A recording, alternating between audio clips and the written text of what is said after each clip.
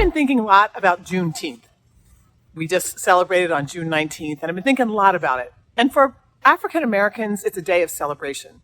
As you probably know, I hope you know by now that it's the day in 1865 when federal marshals went into Galveston, Texas to free and emancipate the slaves, even though the Emancipation Proclamation had happened 2 years earlier. They were a little behind. So it is a day of celebration and recognition and remembrance for African Americans. But for white people, I don't think we have a lot to celebrate. I think for us, June 19th should be a day of recognition, of reparations, and of recommitment. Recognition of the sorry history that we have, the violent, genocidal history that we have around the issues of slavery, and recognition that slavery may be over technically, but we have deep institutional racism that still abides in this country. If we look at health disparities, if we look at income, if we look at education, if we look at voting rights, if we look at so many in our world, there is deep, deep institutional racism that is embedded in so much of what we still do and what is still happening here in this country. So I think we have to recognize that. And then I think we have to get serious about reparations. And yes, I'm talking about financial reparations. Reparations around investments and helping people get a leg up, housing. There's all kinds of ways that we can address reparations, and I think we have to get serious about it. And lastly, I think we have to recommit. We have to recommit to being anti-racist. So what does that really mean?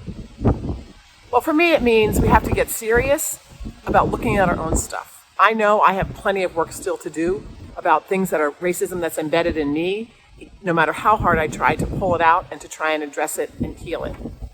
It also means, remember all those books you bought when George Floyd was murdered? Well, actually, maybe it's time to read them and not just keep them on your bedside table. It means going out and supporting Black-led organizations that are working on these issues with our time, with our money, and with anything we can do to help support those organizations and the leadership and the rising up of Black voices, African American voices, and as they address this work with us.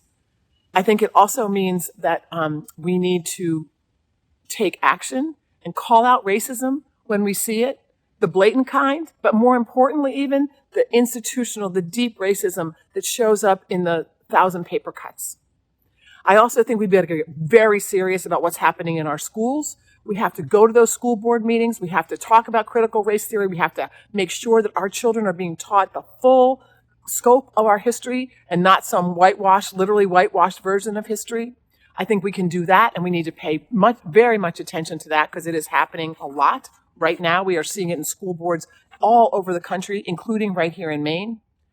And very importantly, this can't be a one-day event. This has to be week after week, month after month, year after year, decade after decade, that we commit to being anti-racist and to really get at the elimination of slavery in both the literal and in all literal sense and all the tentacles that it has. So to me, that's how white people need to be viewing Juneteenth. Oh, and one more thing, by the way. Now that Juneteenth is a federal holiday, maybe it's time that we are allowed to teach school children why.